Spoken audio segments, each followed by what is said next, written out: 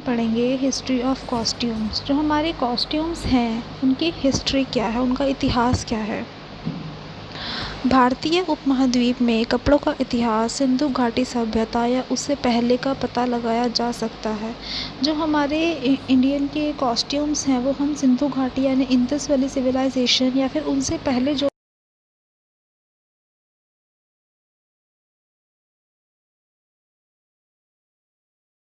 रूप से विकसित कॉटन से बने कपड़े पहने थे।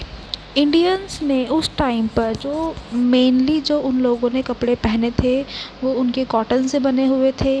भारत उन पहली जगहों में से एक था जहाँ कपास की खेती की जाती थी और हड़प्पा काल के दौरान 2500 ईसा पूर्व के रूप में भी इसका इस्तेमाल किया जाता था। भारत सबसे पहला देश था जहाँ पर कॉटन की जो है खेती होती थी। हड़प्पा काल में भी 2500 ईसा पूर्व में भी इसका यूज़ करते थे। हड़प्पा काल के लोग कॉटन के बने हुए कपड़े पहनते थे। प्राचीन भारतीय कपड़ों के अवशेष सिंधु घाटी सभ्यता, रॉक कट की मूर्तियाँ, गुफा चित्रों और मंदिरों और स्मारकों में पाए जाने वाले मानव कला के रूपों के पास स्थलों से खोजी गई मूर्तियों में पाए जा सकते हैं।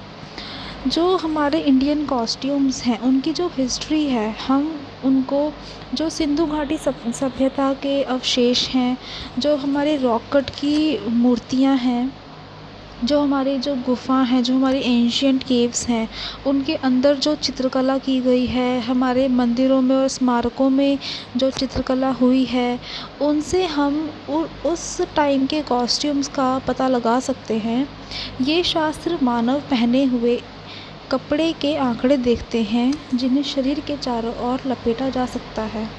ये जितने भी जो ऊपर दिए गए हैं रॉक कट मूर्तियाँ, गुफा चित्र, इन सब से जो है उस टाइम का पहनावा देखते हैं कि उस टाइम के जो कॉस्ट्यूम्स होते थे वो ज़्यादातर आपकी बॉडी के अराउंड उनको ड्रेप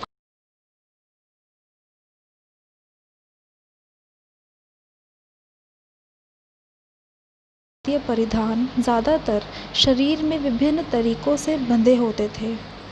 अगर हम साड़ी को पगड़ी या धोती के रूप में लें तो जो पारंपरिक भारतीय परिधान हैं वो मोस्टली इसी तरह के होते हैं कि उनको अपनी बॉडी के अराउंड आप ड्रेप कर सकते हो।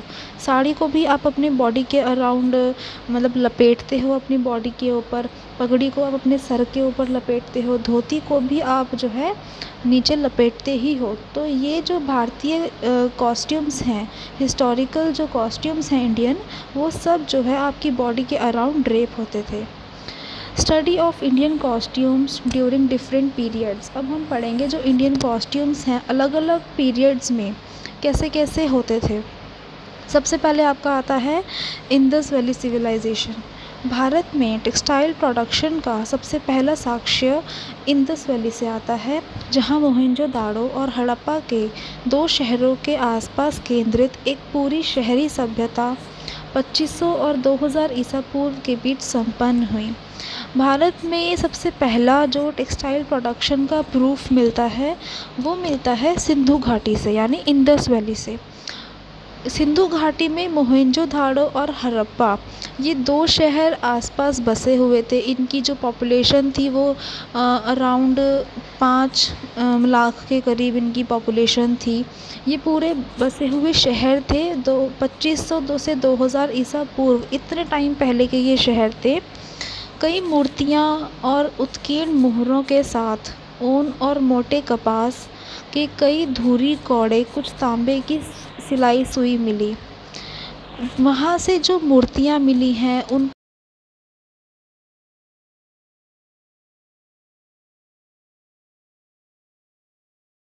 तांबे की सुइयाँ भी मिली हैं प्रूफ में। पुरुषों ने अपनी कमर पर लपेटा हुआ एक लंबा कपड़ा पहना और इसे पीठ पर बांधा। मेल की जो कॉस्ट्यूम हुई है इंडस वैली सिविलाइजेशन के दौरान उसमें पुरुषों ने एक कपड़ा जो है अपने कमर पर लपेटा हुआ था और उसको पीठ पर बांधा हुआ था। एक तरह से उसको आप धोती की तरह कह सकते हो कि उसको आगे लपेट कर और उन्हें पीछे उन्होंने बांधा हुआ था, धोती की तरह उन लोगों ने पहना हुआ था। कुछ कम्युनिटीज़ में पगड़ी भी प्रचलित थी, जैसे कि कुछ पुरुष मूर्तियों द्वारा दिखाया गया था। कुछ कम्युनिटीज़ इंदस वैली में यानी सिंधु घाटी में ऐसी भी थी जो जिनमें पगड़ी भी प्रचलित थी, वो लोग पगड़ी भी पहनते थे। एविडेंस यह भी दर्शाता है कि हायर क्लास के समाज में बाएं कंधे पर एक लंबी रस्सा पहनने की परंपरा थी ताकि वे अपनी ताकत दिखा सकें। जो हायर क्लास के लोग जिन्हें हम कहते हैं, जो उच्च वर्ग के लोग थे, कुछ ऐसे भी स्टैचूज़ और मिले हैं जिनमें हायर क्लास के लोग जो है एक अपने कंधे पर रस्सा पहनते थे लंबा, जिससे लोगों के अंदर ये होता था, एक उनकी अलग पहचान बनती थी कि वो हायर क्लास के हैं। वो अपनी ताकत जो है इस रस्से के थ्रू दिखाते थे कि वो हायर क्लास के हैं। उस समय महिलाओं की सामान्य पोशाक घुटनों की लंबाई तक स्कर्ट थी जो कमर को बेर छोड़ती थी। उस समय में जो आपकी फ़ीमेल्स की जो कॉमन कॉस्ट्यूम थी यानी सामान्य पोशाक थी, वो एक तरह की स्कर्ट थी जो घुटनों तक उसकी लेंथ होती थी और वो आपकी कम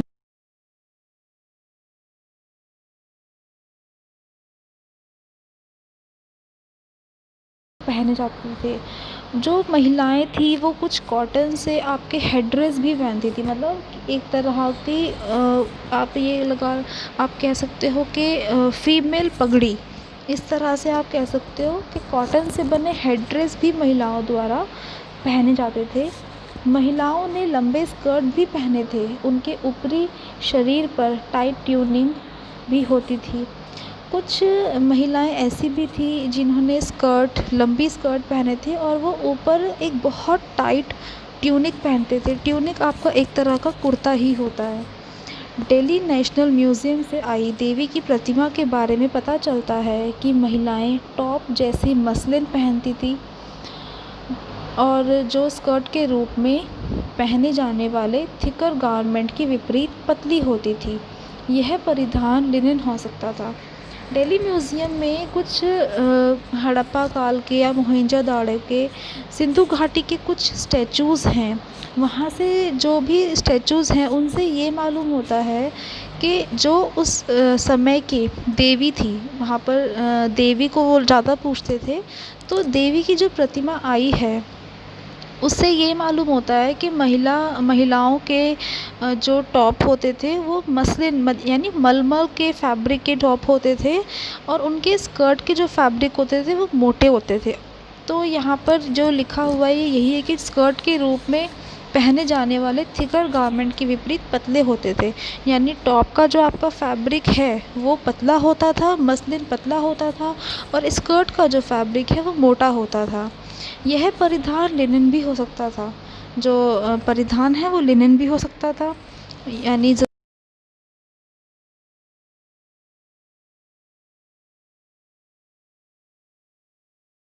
ट्राउज़र्स पहनने के भी सबूत हैं। वेस्ट बैंड भी डालते थे वो लोग, वेस्ट बैंड यानी कमर पर जो लपेटते हैं, एक तरह की बेल्ट। वेस्ट बैंड के साथ जो पुरुष होते थे वो एक तरह का ट्राउज़र्स भी पहनते थे। कुछ ऐसे भी स्टैचूज़ मिले हैं जिसमें पुरुषों ने ट्राउज़र पहने हुए हैं।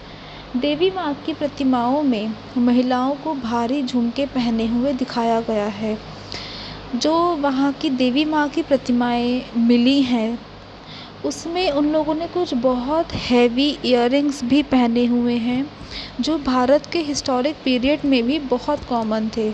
जो हमारे इंडिया की जितने भी हिस्ट्री हैं, आप कोई भी आप वैदिक पीरियड ले लो, यानी कि देवी देवताओं का जो काल जिसे हम कहते हैं, उस ज़माने में भी और जितना भी इंडिया का हिस्ट्री है उन सब में महिलाओं को भारी झुमके हम हर जगह देख सकते हैं।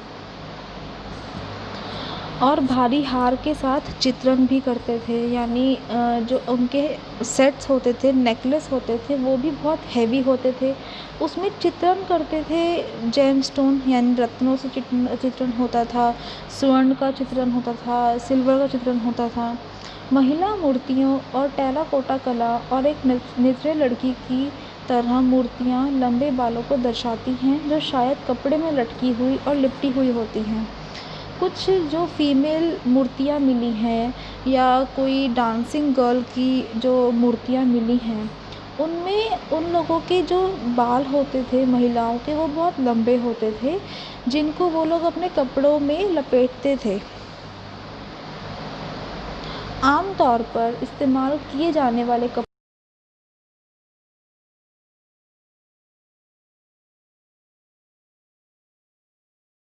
थे, जो कॉमन फैब्रिक्स जो वो लोग यूज़ करते थे अपने गारमेंट्स बनाने के लिए, वो कॉटन का यूज़ करते थे, सिल्क का यूज़ करते थे, वूल का यूज़ करते थे, लिनन का यूज़ करते थे और लेदर का यूज़ करते थे। रंगीन कपड़े के एक टुकड़ा सबूतों के टुकड़ों में उपलब्ध होता है, जो कि लाल रंग से रंगे होते हैं, जो बताते हैं कि हड़प्पा सिविलाइजेशन में लोग अपने सूती कपड़ों को एक सीमा के साथ रंगते भी थे। कुछ ऐसे सबूत भी मिले हैं जिनमें कुछ एक आधे कपड़े को लाल रंग से रंगा हुआ है उन लोगों ने, जो जिससे हमें ये पता लगता है कि हड़प्पा सिविलाइजेशन के लोग कुछ एक सीमा तक अपने कपड़ों को रंगते भी थे, मतलब डाई का भी वो लोग यूज़ करते थे, लेकिन एक लिमिट तक, हर कलर में नहीं, कुछ कलर्स में। दोनों लिंगों में एक बात कॉमन थी कि महिला और पुरुष दोनों ही ज्वेलरी के शौकीन थे। महिला और पुरुष दोनों ही उस समय में ज्वेलरी के बहुत शौकीन थे। ज्वेलरी में necklace, bracelets, earrings, anklets, rings, bangles आदि शामिल हैं, जो आमतौर पर गोल्ड, सिल्वर, कॉपर, स्टोन्स आदि से बने होते थे। ये सब ज्वेलरीज़ जो हमें मूर्तियों में दिखाई देती हैं, जितनी मूर्तियाँ मिली हैं उसमें ये सब ज्वेलरीज़ यूज़ हुई हैं। जो मेल मूर्तियाँ मिली हैं, महिला की और पुरुष की दोनों ही मूर्तियों में इस तरह की ज्वेलरीज़ दिखी हैं। इंडस वैली सिविलाइजेशन के लोगों की पोशाक में विविध पृष्ठभूमि के मल्टी एथनिक लोगों की उपस्थिति दिखाई देती है। इंडस वैली सिविलाइजेशन की जो भी स्टैचूज़ मिले हैं उसमें अलग अलग बैकग्राउंड के अलग अलग तरह के लोग मिले।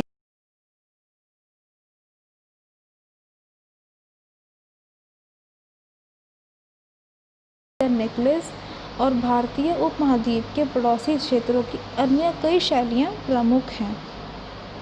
अलग अलग तरह के लोग होते थे वहाँ पर, अलग अलग बैकग्राउंड्स के होते थे इंडस वैली में। तो प्रूफ में जो हमें मिला है वो उदाहरण आप ऐसे ले सकते हो कि कुछ जो आपकी ज्वेलरीज़ मिली हैं, जो पंजाबी स्टाइल पगड़ी भी मिली है उन प्रूफ में, या फिर राजस्थानी स्टाइल बैंगल्स मिले हैं, नेकलेस मिले हैं, क्योंकि राजस्थान के बैंगल्स नेकलेस बहुत हेवी मोटे होते हैं। इस तरह के वहाँ पे ज्वेलरीज़ भी मिली हैं। और जो इंडिया उपमहाद्वीप के जो नेबर क्षेत्र हैं, नेबर एरियाज़ हैं, वहाँ की भी कुछ शैलियाँ मिली हैं प्रूफ में, तो वहाँ की भी शैलियाँ प्रमुख हैं। ये आपकी कुछ जो स्टैचूज़ मिले हैं इंडस वैली के प्रूफ में, ये वो हैं। जैसे फ़र्स्ट जो आपकी फ़िगर है उसमें हैवी इयररिंग्स डाले हुए हैं, इतने बड़े इसमें इयररिंग्स आप देख सकते हो। एक और जो फ़िगर मिली है उसमें नेकलेस आपका, इसका बहुत बड़ा नेकलेस डाला हुआ है। जो सेंटर में इमेज है इसमें एक टाइट फिटेड ट्यूनिक यानी कुर्ता जैसा कुछ पहना हुआ है। शॉर्ट स्कर्ट, नी लेंथ की इसने स्कर्ट पहनी हुई है, घुटने तक की, वेस्ट बैंड भी पहना हुआ है और नीचे ट्राउज़र भी पहना हुआ है। ये डांसिंग गर्ल की स्टैचू है जिसने एक हाथ में बहुत सारे बैंगल्स डाले हुए हैं। ऊपर थोड़े से मोटे बैंगल्स हैं, एल्बो के ऊपर थोड़े मोटे बैंगल्स हैं और एल्बो के नीचे थोड़े से पतले बैंगल्स हैं।